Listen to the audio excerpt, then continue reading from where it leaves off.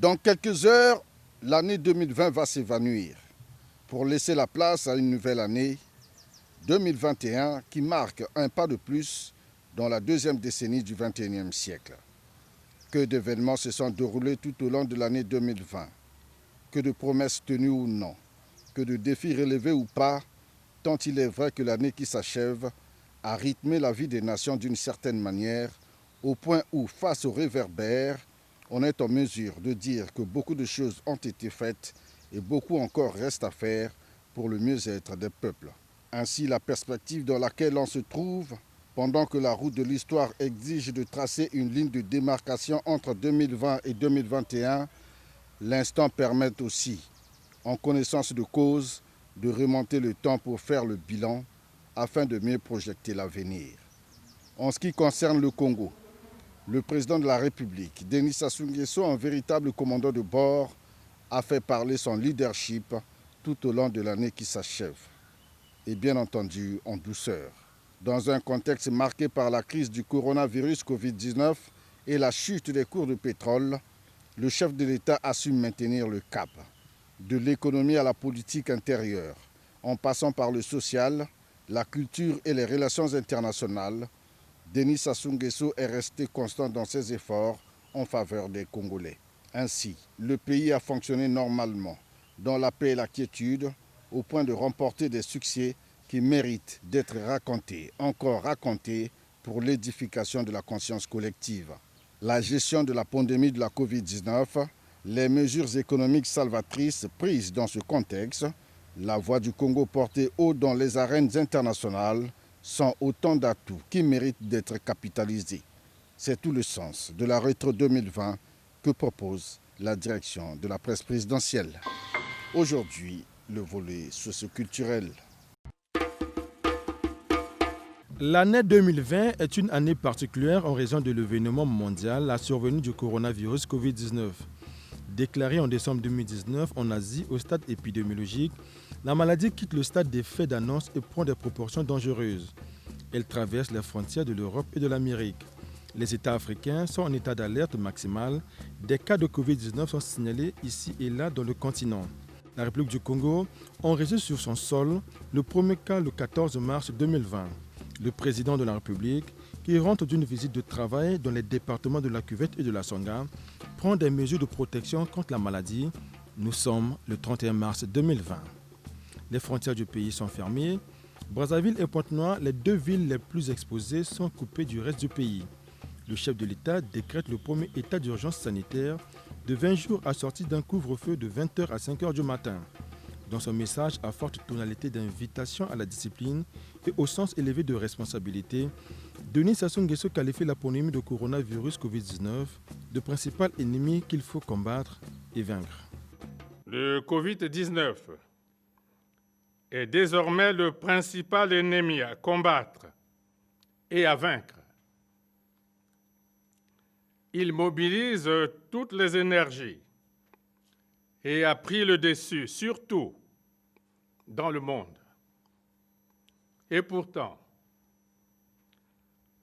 3 mois seulement avant, nombre de dirigeants dans beaucoup de pays, et même ceux de l'Organisation mondiale de la santé,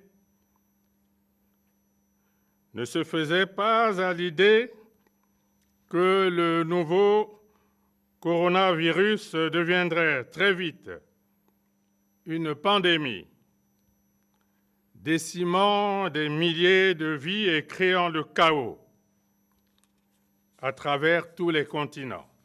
Au rythme de la gravité de la pandémie, des mesures de lutte se durcissent, à savoir le confinement à domicile de l'ensemble des populations dans le strict respect des mesures barrières. Toutes les langues ou presque sont mises à contribution pour mieux faire passer le message. Le chef de l'État met en place un comité de gestion de la pandémie pour réguler les comportements des Congolais en intelligence avec les forces de l'ordre. Pour mener à bien ce combat dans lequel nous sommes dorénavant tous engagés, j'ai mis en place la coordination nationale de gestion de la pandémie du Covid-19, la task force sur l'impact économique et social du Covid-19, le Comité national de la riposte à la pandémie du Covid-19 et le Collège des experts. Sous mon autorité, la coordination nationale se charge de définir et de faire exécuter des politiques et mesures de nature à préserver les vies humaines et à atténuer les préjudices économiques et sociaux du Covid-19. La task force prendra régulièrement la mesure exacte des effets économiques et sociaux résultant du contexte dans lequel nous nous trouvons. Elle proposera des solutions d'amortissement des chocs et de restauration des équilibres économiques et sociaux.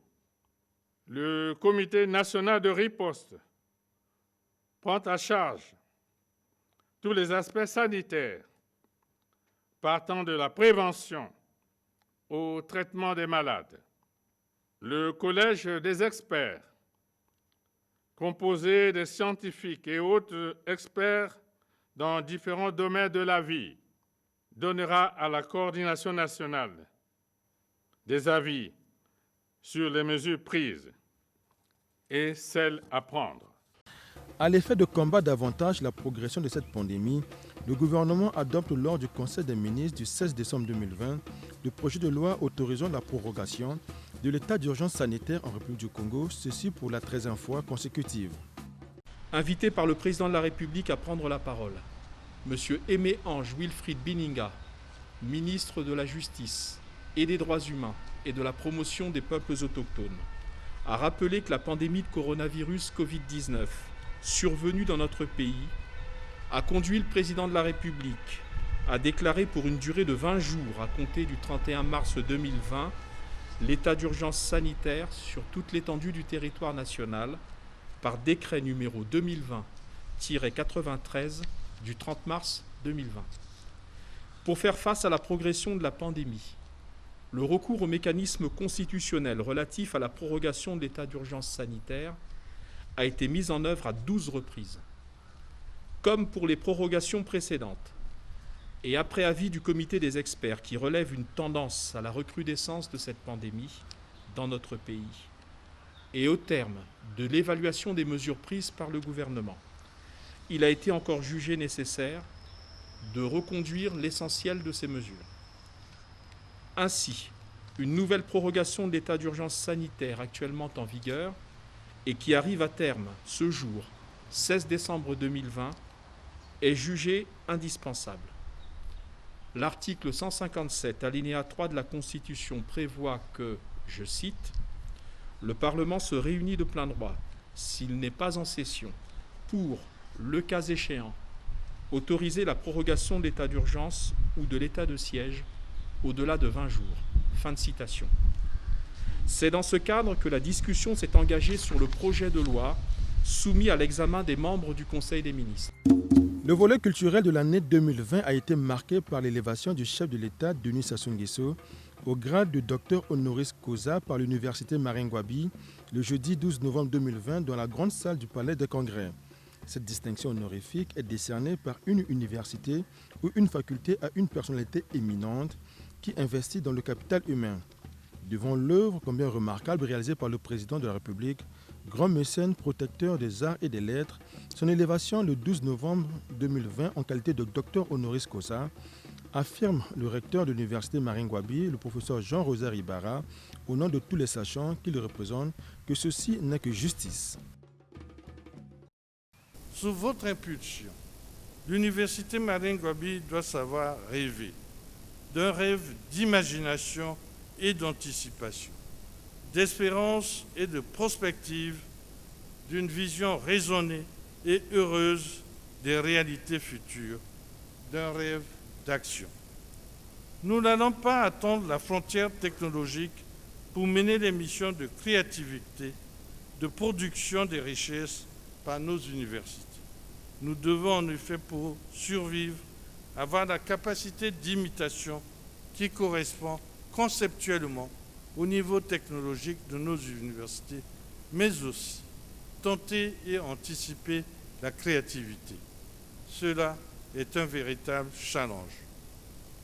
Nous pouvons continuer à citer, mais se concentrer est tout à fait éloquent pour magnifier votre œuvre au bénéfice de l'enseignement supérieur.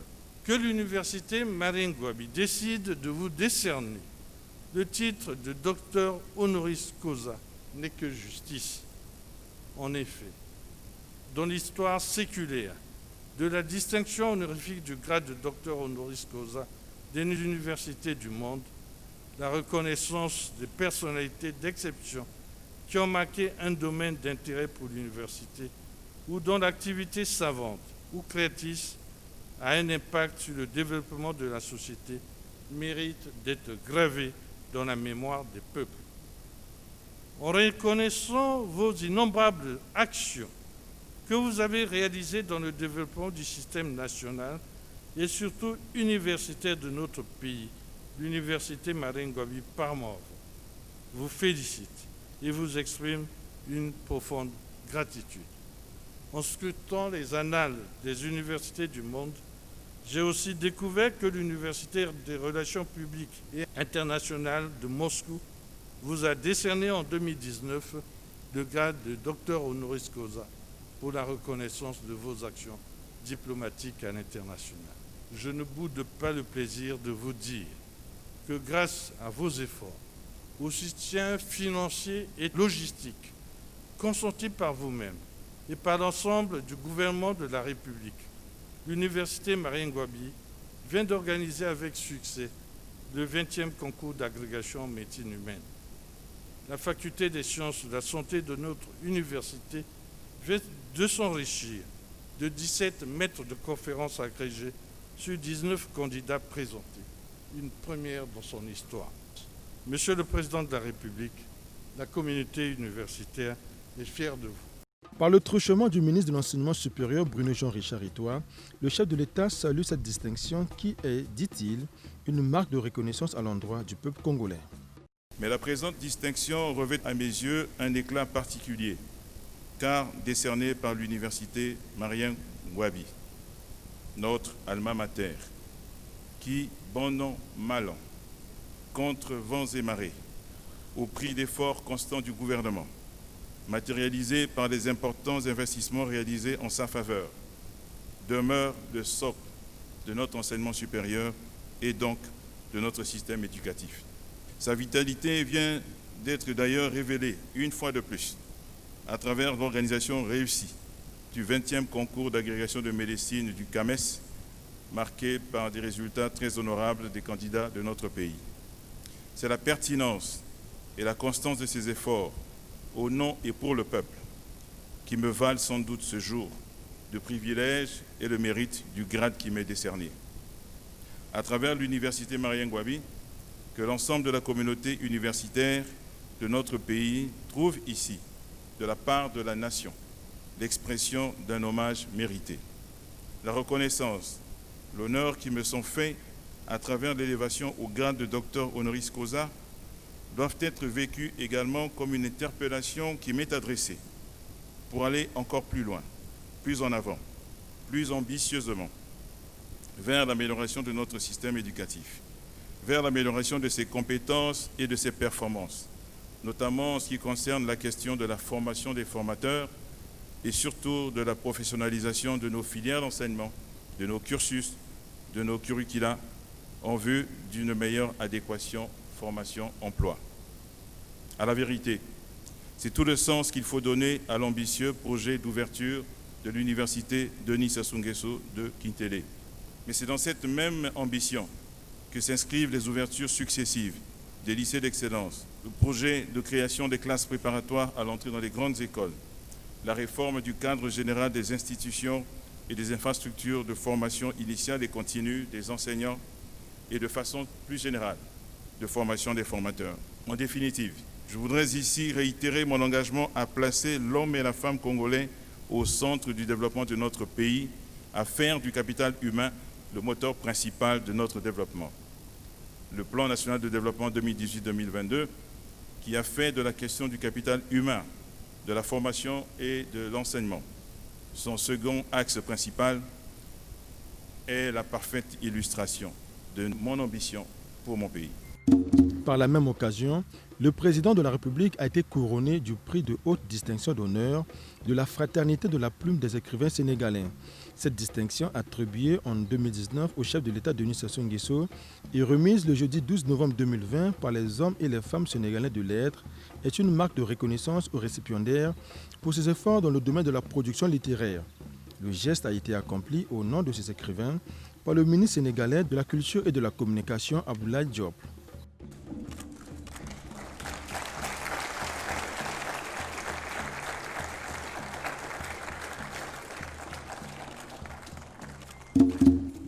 L'autre distinction honorifique remise au président de la République est le trophée spécial, décerné à Denis Sassou Nguesso par les écrivains congolais à l'occasion du 60e anniversaire de la littérature congolaise.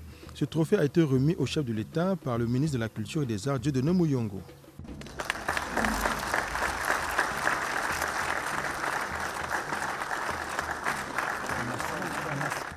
Tout compte fait, les différents mécanismes mis en place par le gouvernement depuis le 31 mars 2020 pour lutter contre la progression de la pandémie de coronavirus Covid-19 et les 3 distinctions honorifiques décernées au chef de l'État Denis Sassou Nguesso le jeudi 12 novembre 2020 ont constitué pour l'essentiel l'ossature de cette rétrospective socio-culturelle de l'agenda présidentiel en 2020.